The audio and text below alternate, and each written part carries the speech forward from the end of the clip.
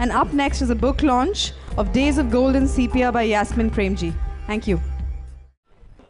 By Yasmeen Premiji, who has been gestating this novel for longer than a whale or a mammoth. It's been how many years? 20 years in the making. And it is a well done. Go on, hear it again. More, please. More, please. Woo!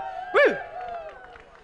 20 years in the making, and it is a kind of Bombay Dick Whittington. Is that fair enough? It's sort of rags to riches, fame and fortune, set just after my last Mughal closes from 1857 through to the freedom struggle.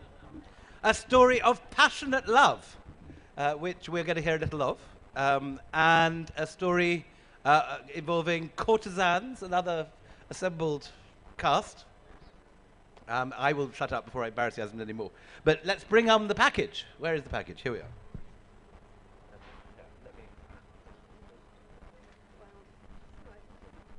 Days of Gold and Sepia is wrapped up in a gold, how do you describe it? Karita, almost? How would you describe it?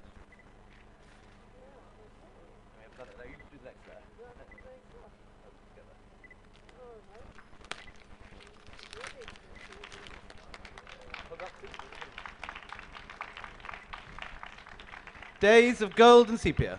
Yasmeen Premiji's 20-year-old gestation has just ended with the launch of this book into the world. I get to hand over to her now to talk about the book and do a little reading from it.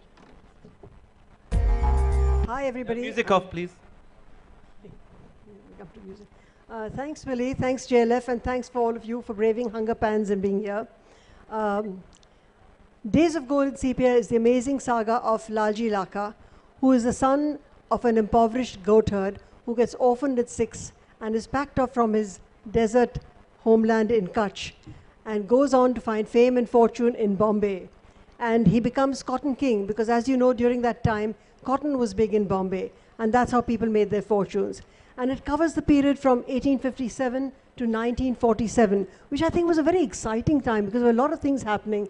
There were a lot of what I find exciting characters. There were the merchant princes of Bombay, there were Maharajas, there were courtesans, there were soothsayers, there were freedom fighters, there were the British, some of whom we liked, some of whom we didn't like, and a bit of both. Me too. Yeah, okay.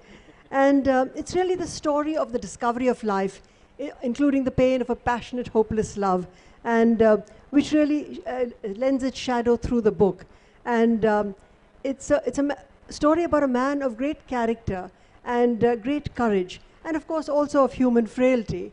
And through his journey during this very eventful period, we also get a glimpse of the Bombay that was growing into this great city and of the India beyond, and even touches maybe glimpses of the world outside. So it is a journey. If I may break in, because Yasmeen's too modest to do it, but I'll just read you what Shashi Tharoor, who's no pushover in the critical stakes, had to say about it. A hauntingly elegiac evocation of old Bombay, written with both sensitivity and compassion. Days of Gold and Sepia marks the assured debut of a compelling storyteller, while Girish Karnad, an even more demanding critic, has written a novel in the classic tradition, a powerful narrative developed against the backdrop of a turbulent country, an epic cast of characters that involves the reader in their destinies by their authenticity and vitality, a rare sensitivity to the nuances of human passion and suffering. Such control of the craft of storytelling is astonishing in a fiction debut. That's Girish Karnad. So I think a large round of applause. Thanks. Well, so here we go. So there is, on a cold winter morning, on a bleak day in the December of 1866, young Lalji Lakha, whose most of his family has been wiped out in an epidemic, is bundled off into a bullock cart and sent off to a distant place where he doesn't know, the head of the household whom he doesn't know. On her deathbed, his mother had given him a locket and an address and said, "You must go here." And she said, you're the head of the family now, because he was the eldest son. And she says, when you show this locket to the person, he'll know you are my son. And tell him you want a job, that you don't want charity. And I think this is the hallmark of Lalji's character, because he's a man of great integrity. And so there goes Lalji, and he's bundled onto this cart, and he arrives there to find that he's the house of his mother's estranged brother. And because she had married against the will of her family. And there he grows to manhood. And he occupies that strange place in his uncle's house, which is neither servant nor relative. And he, for the next 10 years, he spends there. And of course, he falls in love with his cousin, who's this beautiful young girl, and she falls equally in love with him. But that cannot be, otherwise why would there be a novel? And so she is, of course, married off to somebody else in traditional Indian style. And he, broken-hearted and desperate and very angry, he's done his damnedest to marry her, including trying an elopement, sets off on foot for Bombay, of which he has heard many stories, and that the streets are paved with gold, so he knows that's where his future lies. And there he goes off, and all burning in him, because there is a secret dawning on him that perhaps if he had been a more wealthy man, he would have been better appreciated as a suitor, and that maybe his loss of the lovely Reshma is not so much just the fact that his uncle didn't like his father, but because he didn't have enough money. So he promises himself that he's going to make so much money that there's nothing in life that he cannot have, nothing that he desires that he cannot acquire. And there goes young Lalji Lakha. And we follow his journey through this place, and he's rather a charming character. I've grown to love him over the years, still can't find him. And he goes off, and then many things befall him. It's rather an interesting life, including a trip to, on the spur of the moment to Africa. There's this ship taking off, and he has nothing better to do. Like he realizes that he's totally free, but he realizes the cost that comes with such freedom, because he has nothing and nobody, nothing to lose. And that's a very lonely spot to be. But there he goes off to East Africa, and then a couple of years later he comes back. And then, of course, you go through his climb and how he meets the peoples he meets, how he climbs to his fortune. And then, of course, he gets married, and he has 4 daughters. He's a very typical, he's a very ordinary character, but he is an extraordinary ordinary character. So he has the failings of his time. He has 4 daughters, and he hankers for a son, like most Indian men. And things like that. He goes into the opium trade. He sends for the woman he loves, Reshma, many years later when he's strong and powerful, and her husband comes to him begging for a loan. And he says, send me Reshma, with all that implies, and being desperately in love with her. And you have a very powerful scene where Reshma does come back and confronts this lover whom she also loves. So the story takes its course. And what I've done is, what is very important with the other protagonist of, apart from Lalji Lakha, is the city of Bombay, which I have grown up and loved. And I think that I have used a whole lot of characters, not only to depict Bombay, but to depict the India of the time. So you have somebody like Hari, who is a Brahmin boy from Pune, whose grandfather was the head priest of the Peshwas. And his closest friend growing up was Eklavya, the son of the sweeper.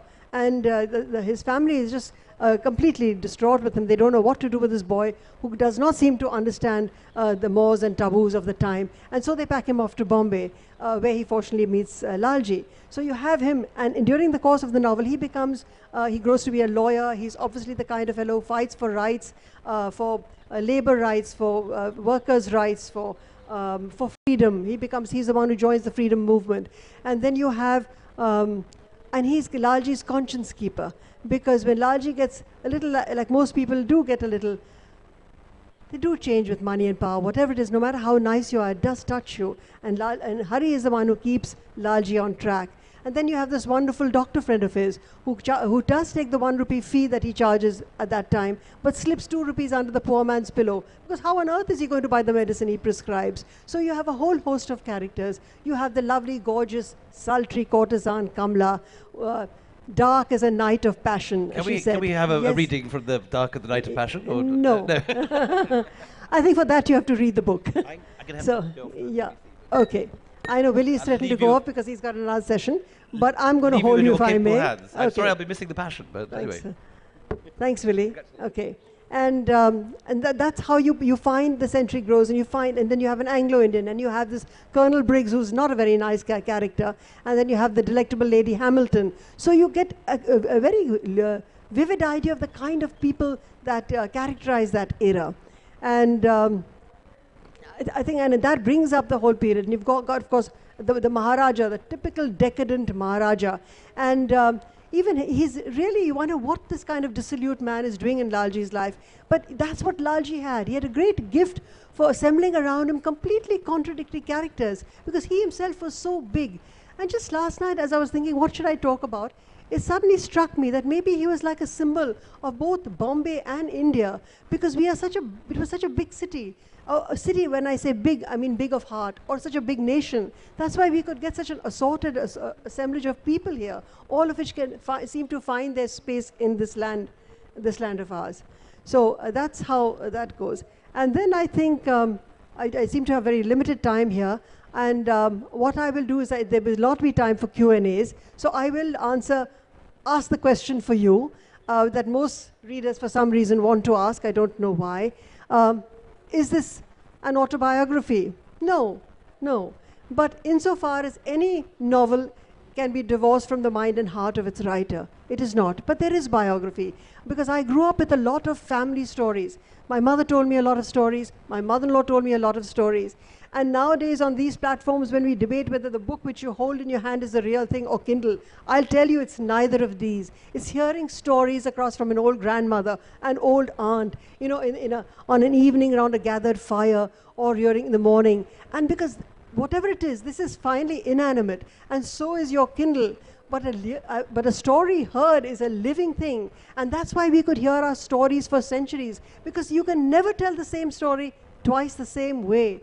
It is because it changes. It changes according to who's telling it, who's listening to it, whether you're hearing it in the cool, clear light of day, whether you're hearing it around the evening fires.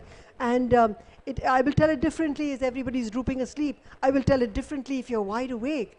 And that is a magic, and that is the tragedy of our growing world, that those are the stories we are losing, not this.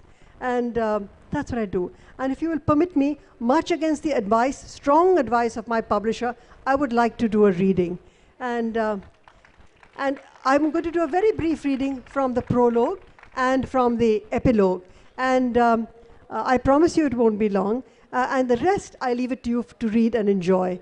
And I've used the prologue to connect my story between 1857 and 1947 to today's reader. So it is a datelined Mumbai 2000, and you hear it in the voice of Lalji Lakha's granddaughter. And of course, along the way, Lalji has built this magnificent mansion. And this is the point when the mansion is coming down. And these are the words of Shahina Lalji. I have come back to the old house to see it again one last time. Tomorrow they will begin to break it down, to take it apart stone by stone, brick by brick, like the pieces of my heart. They say it is better this way. No one wants to live here anymore, in this ancient mansion with its brooding shadows and forgotten dreams. Certainly not the younger generation. They would much rather peddle their ancestral home for paltry pieces of silver and move into shiny new apartments far removed from the ghosts of their forefathers. Nothing remains of the grand old mansion of my childhood. The gleaming marble floor has been ripped off to embellish someone else's home. The glittering chandeliers that once illumined the lives of those that lived here light up other lives.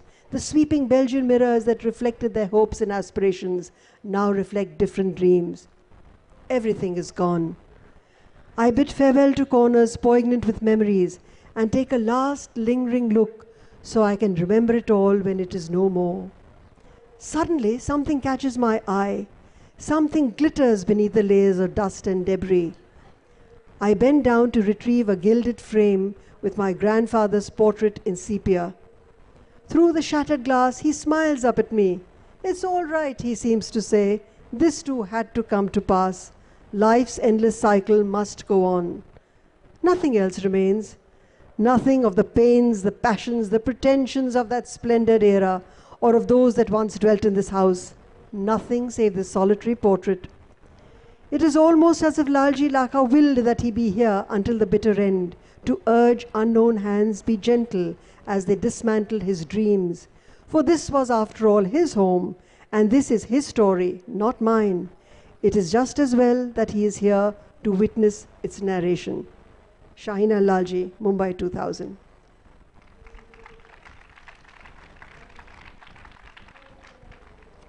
And since you've made the mistake of applauding, I will give you a little more from the epilogue. These are the last lines of the book.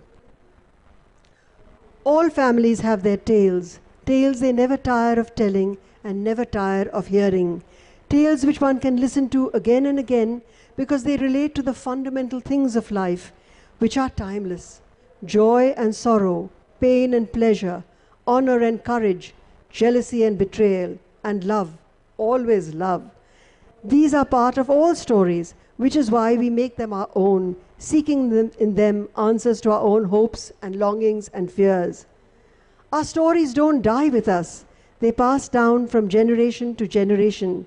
And even when we think they have been forgotten, somewhere in the universe they resonate, resurrecting at another time, in another place, however distant or far away. Thank you.